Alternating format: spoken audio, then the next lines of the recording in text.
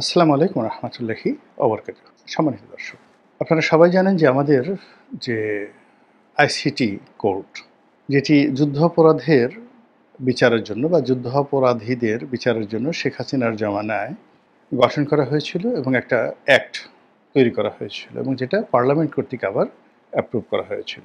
তো যেই কোর্টে শেখ হাসিনা তার রাজনৈতিক প্রতিপক্ষ জামাতকে নাস্তানাবুদ করার জন্য জামাতের শীর্ষ নেতাদের বিচার করেছিলেন এবং অনেককে ফাঁসিতে লটকিয়েছিলেন, ঠিক একই কোর্টে একই আদালতে তার বিচার হচ্ছে এবং তার যারা সহযোগী রয়েছেন, একেবারে যারা শীর্ষ গত 15 বছর ধরে তাকে নানাভাবে সহযোগিতা করেছে, তাদেরকেও এই আদালতে বিচার করা হচ্ছে। এর মধ্যে শেখ হাসিনার বিচার চলমান। ইতিমধ্যে একটি মামলায় তার সাজা হয়েছে এবং অন্যান্য মামলাতে তাকে যেভাবে আইনের জালে ফেলা হচ্ছে, তাতে করে তার মৃত্যুদণ্ড বা তার ফাঁসি শতভাগ নিশ্চিত করার জন্য এই কোর্ট সর্বোচ্চ যারা কলাকৌশলী আছেন তারা চেষ্টা চালাচ্ছেন।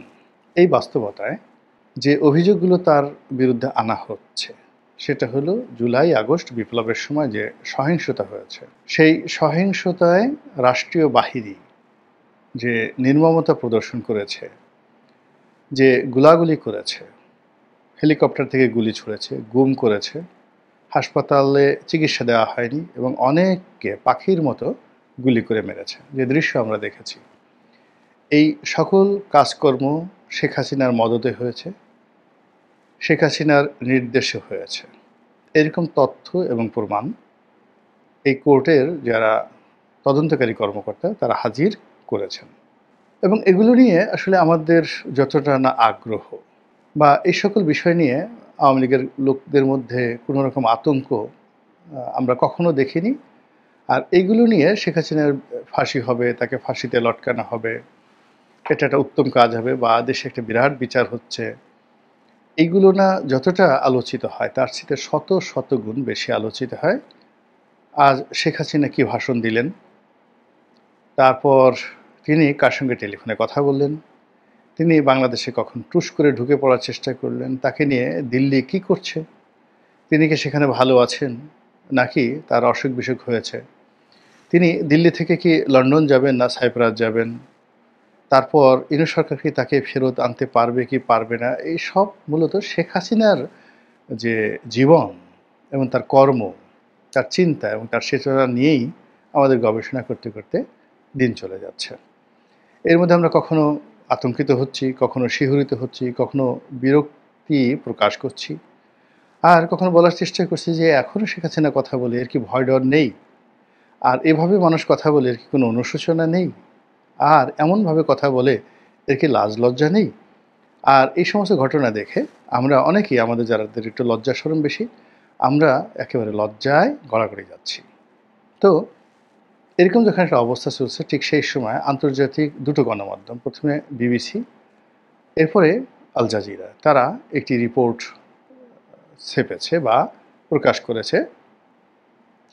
বিবিসির যেটা কেন্দ্রীয় অফিস, বিবিসি ইন্ডিয়া আছে, বিবিসি বাংলা আছে, সারা দুনিয়া আছে, তো এটা বিবিসি বাংলা বা বিবিসি ইন্ডিয়ান নয়, সেটা হলো একেবারে বিবিসি হেডকোয়ার্টার।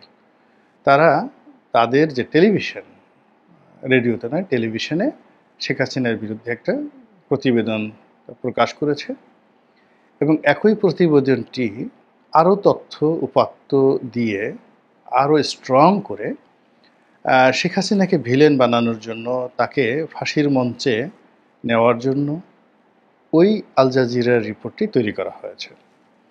এখন বাংলাদেশে এগুলো নিয়ে আলোচনা হচ্ছে, দেশের বাইরে আলোচনা হচ্ছে, ভেতরে আলোচনা হচ্ছে এবং সেই বিষয়গুলো নিয়ে আলোচনা করব। কিন্তু তার আগে এই আল জাজিরা বা বিবিসির যে রিপোর্ট, এই রিপোর্টটি নিয়ে সংক্ষেপে কিছু একটা বলে নিই।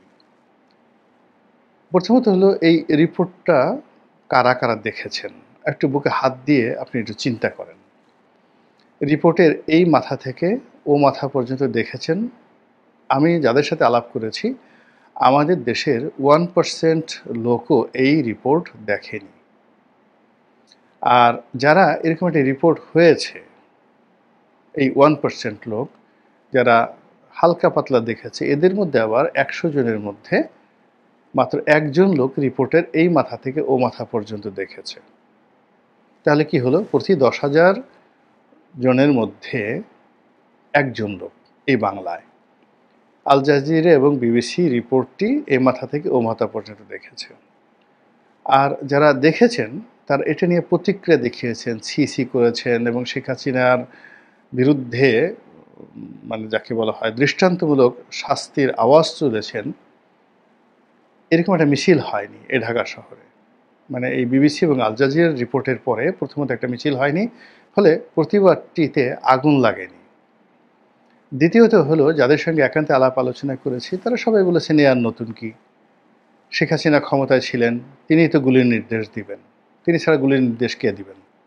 তারেক জিয়ার কথায় তো আর সেনাবাহিনী গুলি করবে না, জামাতের আমিরের কথাই করবে না, কিংবা ওবায়দুল কাদের সাহেবের কথায় তো আর পুলিশ গুলি করবে না। এখানে পুলিশ, আর্মি যারাই গুলি করেছে, এখানে যে বাহিনী প্রধান যারা আছেন তারা অনেক সময় সহোদ্যোগী করেন, আর সেখানে তাদের যেটা কেন্দ্রীয় কমান্ড থাকে সেই কমান্ডের মাধ্যমে অবশ্যই সেই অনুমতিটা শেখ হাসিনার কাছ থেকে এসছে এবং শেখ হাসিনা এই কাজগুলো করছেন। এটা গত 15 বছর ধরে আমরা জানি। তিনি গুম করছেন, তিনি ক্রস ফায়ার করছেন, তিনি জঙ্গি নাটক সাজাচ্ছেন, তিনি পুরো বাংলাদেশকে স্তব্ধ করে রাখার জন্য যে গত 15 বছরে দমন এবং পীড়ন চালিয়েছেন, এটা বাংলাদেশের একটা তেলাপোকাও বুঝতে পারে এবং তারাও জানে। এবং এত কিছু জানার পরেও বিশ্ব গণমাধ্যম, আন্তর্জাতিক অঙ্গন, বিশ্বের যত সব রাষ্ট্রনায়ক তারা শেখ হাসিনার পিছু পিছু ঘুরেছেন স্বার্থের জন্য, দাবিদারির জন্য, প্রয়োজনে অপ্রয়োজনে। আর এখন ডক্টর মোহাম্মদ ইউনূস এত বড় নোবেল লরিয়েট, সারা দুনিয়া ঘুরছেন। তারপর এই এত ভালো ভালো মানবতাবাদী কাজকর্ম করার চেষ্টা করছেন এই বাংলাদেশে। শেখ হাসিনার বিচারের চাইতে আর বড় কি হতে পারে? কিন্তু কোনো রাষ্ট্রপ্রধান তো তাকে পাত্তা দিচ্ছেন না। কোনো দেশ বাংলাদেশকে নতুন মর্যাদায় উন্নীত করছে না, যে একটা নতুন বিপ্লব হলো, গণতন্ত্র হলো, সেখানে যারা এলেন ক্ষমতায় তারা গণতন্ত্রের মানসপুত্র, তারা বিপ্লবের বরপুত্র, এই সম্মানে অভিহিত করে বিশ্বের কোনো দেশ তো তাদেরকে ওভাবে গণ্য করছেন না।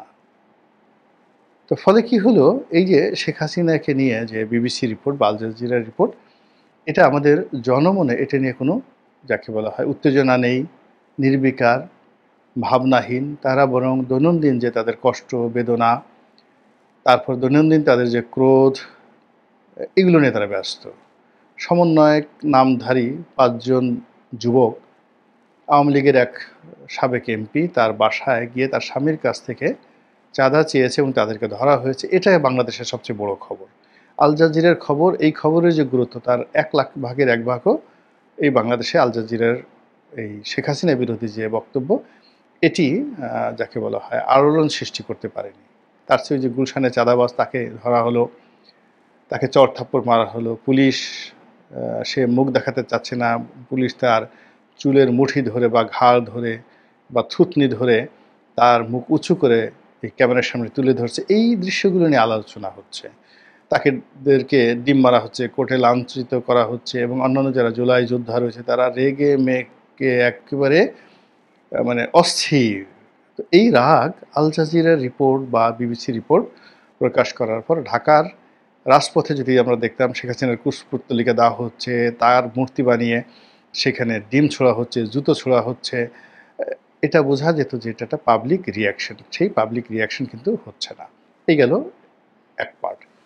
2 পার্ট হলো, বা দ্বিতীয় পর্ব যেটি হলো সেটি হলো এই বিবিসি রিপোর্ট এবং আল জাজিরার রিপোর্ট, এটা নিয়ে আওয়ামী লীগ কী ভাবছে বা শেখ হাসিনা কী ভাবছে। আমার সিক্স সেন্স যেটা বলছে সেটা হলো, এই ধরনের সাংবাদিকদেরকে নিজের দরবারে রেখে তাদেরকে নানা রকম ফুড ফরমাশ দিয়ে গত 15 বছর শেখ হাসিনা কাউকে রাজা বানিয়েছেন, কাউকে প্রজা বানিয়েছেন, কাউকে ভিলেন বানিয়েছেন, কারো জীবন তছনছ করে দিয়েছেন। এরপর তার অনুগত তাবেদার লোকদেরকে দিয়ে তিনি পত্রপত্রিকা গণমাধ্যম বের করেছেন। তিনি সাংবাদিকদের প্লট দিয়েছেন এবং তাকে খুশি করার জন্য সাংবাদিকরা তারেক রহমান সাহেবের নাম পর্যন্ত উচ্চারণ করেনি, জামাতের নাম পর্যন্ত উচ্চারণ করেনি। এমনকি মানে বিএনপিপন্থী যে সকল টেলিভিশন ছিল, বিএনপির মালিকদের যে সকল পত্রপত্রিকা ছিল, জামাতের মালিকদের যে সকল পত্রপত্রিকা ছিল, সেখানে একবারও বিএনপি জামাতের নাম উচ্চারণ করার মতো মানুষ এই ২০২৪ সনের জুলাই আগস্টে ছিল না। এটা হলো বাস্তবতা। ফলে সংবাদপত্র কি, সাংবাদিক কি, এখানে কিভাবে কাজ হয়, কিভাবে কাজ করা হয় এবং এখানে যা কিছু হয় এটার effect, side effect, after effect কি হয়, এটা রাজনীতিবিদদের মধ্যে শেখ হাসিনার চাইতে ভালো বুঝেন না। কি করে আল জাজিরাকে কেনা যায়, কি করে চাং ভাড়া করা যায়, কিভাবে সাংবাদিকদেরকে ঘুষ দিতে হয়, কিভাবে একটা রিপোর্ট তৈরি করতে হয়, এই পুরো জিনিসগুলো শেখ হাসিনা এবং আওয়ামী লীগের লোকজন তারা যেভাবে মুখস্থ করেছে, যেভাবে তাদের নখদর্পণ, ওভাবে এখন বর্তমান যারা সরকার চালাচ্ছে তারা তাদের কাছে এখনও শিশু, ওই পর্যায়ে যেতে পারেনি। ফলে আল জাজিরার যে রিপোর্ট, এই রিপোর্টটা কিভাবে হয়েছে, এর পিছনে কারা কারা আছে, এর পিছনে কোনো অর্থযোগ আছে কিনা, কত টাকা খরচ হয়েছে, কাকে দেওয়া হয়েছে, কোন চ্যানেলে গেছে, ইত্যাদি জিনিসগুলো যদি কিছু হয়ে থাকে আওয়ামী লীগ এটা মুখস্থ বলে দিতে পারে। তো কাজেই এটা নিয়ে আওয়ামী লীগের মধ্যে কোনো উদ্বেগ উৎকণ্ঠা থাকবে না, এটাই তো স্বাভাবিক। ২ নম্বর হলো যে এই ধরনের রিপোর্ট যখন হয়, এই রিপোর্টের ফলে সেটা ইকোনমিস্ট হোক, আল জাজিরাতে হোক বা টাইম ম্যাগাজিনে হোক, এতে কি কোনো দেশের সরকার বা বিরোধী দল বা যাদের বিরুদ্ধে হয়, যাদের পক্ষে হয়, তাদের কি আসলে কোনো লাভ হয়? আওয়ামী লীগ তাদের ইতিহাস থেকে যেটা জেনেছে যে এতে কোনো লাভ হয় না। যারা করেছে, অর্থাৎ যারা বিনিয়োগ করে এই ধরনের কর্মকাণ্ড করে, কাউকে পত্রপত্রিকায় নেতা বানিয়ে, কাউকে ভিলেন বানিয়ে আসলে সেই লোকের একটা পশমও স্পর্শ করা যায় না। সে বরং ডে বাই ডে বেপরোয়া হয়ে পড়ে। আমরা বাংলাদেশের সবাই মিলে বদির বিরুদ্ধে, আব্দুর রহমান বদি ওরফে ইয়াবা বদির বিরুদ্ধে কত কিছু লিখলাম। আমরা সবাই মিলে সারা বাংলাদেশ গত ১৫ বছর ধরে চিৎকার করলাম সালমান রহমানের বিরুদ্ধে। তাকে বানিয়ে ফেললাম, কি বানিয়ে ফেললাম? তাকে বানিয়ে ফেললাম হলো দরবেশ। এরপর আমরা ইসলামের বিরুদ্ধে এত কথা বললাম, আমরা সামিট গ্রুপের বিরুদ্ধে এত কথা বললাম, অন্যান্য অনেক শিল্প প্রতিষ্ঠানের বিরুদ্ধে আমরা নানা কথাবার্তা বললাম, আমরা হারুনের বিরুদ্ধে কথা বলার চেষ্টা করলাম। কিন্তু আলটিমেটলি দেখুন তো এই সমস্ত লোকের একটা পশম কেউ আমরা এখন পর্যন্ত টাচ করতে পেরেছি কিনা। তারা যার যার জায়গায় আগের মতোই আছে, কিছু ক্ষতি হয়েছে তাদের, কিন্তু আবার এই ক্ষতিগুলো পুষিয়ে দিয়েছে। আচ্ছা বলেন তো, বঙ্গবন্ধু স্যাটেলাইট যেটা সালমান এফ রহমানের কোম্পানি চালাতেন, সালমান এফ রহমান চালাতেন, সেটা কি বন্ধ হয়েছে? এলএনজি কারা আমদানি করেন? সালমান এফ রহমান এবং নসরুল হামিদ বিপু তার কোম্পানির টোটাল এলএনজির কাজটা করতেন। এখন সেটা কি তারেক রহমান সাহেব করেন, গিয়াসুদ্দিন আল মামুন করেন বা আব্দুল আল মিন্টু করেন? আমি জানি না, দেখেন, খোঁজ নিয়ে দেখেন। তারপরে আদানির এই কাজ কারা করেন? ওই যে আপনারা বলছেন যে রূপপুর পারমাণবিক বিদ্যুৎ কেন্দ্র, তার এজেন্ট টিউলিপ সিদ্দিকী, সেখান থেকে ৬০,০০০ কোটি টাকা তারা কমিশন নিয়েছেন, ভালো কথা, মেনে নিলাম। তো সেই জায়গাটা এখন এনসিপির কেউ ঢুকতে পেরেছে? তাহলে এই যে এত অপপ্রচার, এত বিজ্ঞাপন, এত দুর্নাম, এত বদনাম, আলটিমেটলি যাদের বিরুদ্ধে করা হচ্ছে তাদের একটা পশমও এখন পর্যন্ত আমরা স্পর্শ করতে পারিনি। এটা হলো রিয়ালিটি। ২ নম্বর হলো যে পত্রপত্রিকা আপনার যাই আসুক না কেন, সংবাদপত্র যাই আসুক না কেন, যখন আদালতে বিচার হবে সেখানে আপনার ডকুমেন্ট লাগবে, বিচারিক দলিল লাগবে, বিচারিক প্রমাণ লাগবে। এর বাইরে শেখ হাসিনা বা অন্যান্য যে সকল আসামি তাদের একটা পশম স্পর্শ করা যাবে না। এরকম যদি আল জাজিরার মালিক, সিএনএনের মালিক, তারপরে বিবিসির যিনি প্রধান নির্বাহী কর্মকর্তা, তারা যদি বাংলাদেশে এসে কপাল, মানে সে গুতাতে গুতাতে রক্ত বের করে ফেলে, তাতে কোনো লাভ হবে না যতক্ষণ না পর্যন্ত এই সকল মামলার তদন্তকারী কর্মকর্তা তারা উপযুক্ত কোনো প্রমাণপত্র শেখ হাসিনার বিরুদ্ধে দাখিল করতে না পারেন। এমনকি এই ধরনের পত্রপত্রিকার রিপোর্ট সাধারণত এরকম বিচারের ক্ষেত্রে যাকে বলা হয় সাহায্যকারী দলিল হিসেবে ব্যবহৃত হয় না। এটা মানুষকে শুধুমাত্র উত্তেজনা করা। তৃতীয়ত, এটা আওয়ামী লীগের জন্য একটা শুভ ফল বয়ে নিয়ে আসবে, এই কারণে যে এই প্রচার এবং প্রোপাগান্ডার ফলে আওয়ামী লীগের নাম, শেখ হাসিনার নাম সারা দুনিয়াতে ছড়িয়ে পড়বে এবং বলা হচ্ছে যে ইয়েস, তার এখনও গুরুত্ব রয়েছে। ক্ষমতা হারানোর পরে সাধারণত কাউকে নিয়ে পৃথিবী এত মাথা ঘামায় না। তো যেহেতু শেখ হাসিনাকে নিয়ে মাথা ঘামানো হচ্ছে, শেখ হাসিনাকে টার্গেট করে এখনও আন্তর্জাতিক গণমাধ্যমে খবর প্রচারিত হচ্ছে, যেটা সে ক্ষমতায় থাকতেই ব্যবহৃত না। তো কাজেই আগামীতে রাজনীতিতে ক্ষমতার যে রসায়ন, সেখানে শেখ হাসিনার যথেষ্ট গুরুত্ব রয়েছে, ভূমিকা রয়েছে, এবং সেটা যদি না থাকতো তাহলে এই সময়টিতে শেখ হাসিনাকে নিয়ে এইভাবে কেউ রিপোর্ট করতো না। তো কাজেই এই যে এই রিপোর্ট, সেই রিপোর্টের ফলে শেখ হাসিনা যারা বিরোধী লোকজন, তারা নিজেদের অজান্তে তাদের যে আতঙ্ক, তাদের যে ভয় শেখ হাসিনাকে কেন্দ্র করে, সেই ভয়টা তারা প্রকাশ করে ফেলেছে। অন্যদিকে আওয়ামী লীগ এবং যারা রয়েছেন তারা এই ধরনের রিপোর্ট প্রকাশের আগে যেভাবে ভীত সন্ত্রস্ত ছিলেন, এখন এই রিপোর্ট প্রকাশের পর তাদের সাহস অনেক অনেক বেড়ে গেছে। আমাদের দেশে দেখবেন একটা মানুষ কাপড় পরে থাকে, আপনি যে টান দিয়ে তার লুঙ্গিটা খুলে ফেলেন, তো প্রথমে সে একটু লজ্জা পাবে, তারপরে সে কিন্তু ঠিকই উলঙ্গ হয়ে ঘুরতে থাকবে। এখন শেখ হাসিনা গুলি করেছেন, গুলি তারপর শেষে করার হুকুম দিয়েছেন, তিনি সব কাজের জন্য দায়ী। এটা একটা কভার জিনিস ছিল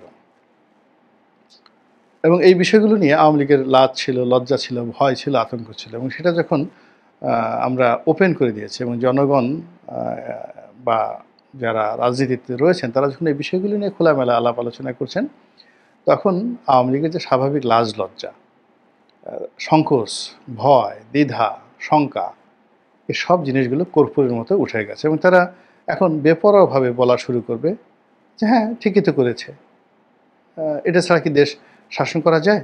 শাসন করার জন্য তো এই জিনিসগুলো লাগবে। তো এটা তো করেই ১৫ বছর দেশটাকে এত সুন্দর পর্যায়ে সে রেখেছে। অর্থাৎ তার অপরাধটাকে সে তখন তার যে কর্ম, সেই কর্মের যুক্তি হিসেবে সে উপস্থাপন করবার সুযোগ পাবে এই ধরনের প্রচার এবং প্রোপাগান্ডার ফলে। আশা করি যারা এই ধরনের প্রচার এবং প্রোপাগান্ডার শিকার হচ্ছেন তারা, এবং যারা এই ধরনের প্রচার প্রোপাগান্ডার আয়োজন করেন, বিনিয়োগ করেন, তারা সকলেই সার্বিক পরিস্থিতি বুঝে আগামীতে এই ধরনের প্রচার প্রোপাগান্ডার ব্যাপারে আরও সতর্ক হবেন। মহান আল্লাহ আমাদের সবাইকে হেদায়েত দান করুন এবং হেফাজত করুন। আসসালামু আলাইকুম ওয়া রাহমাতুল্লাহি ওয়া বারাকাতুহু।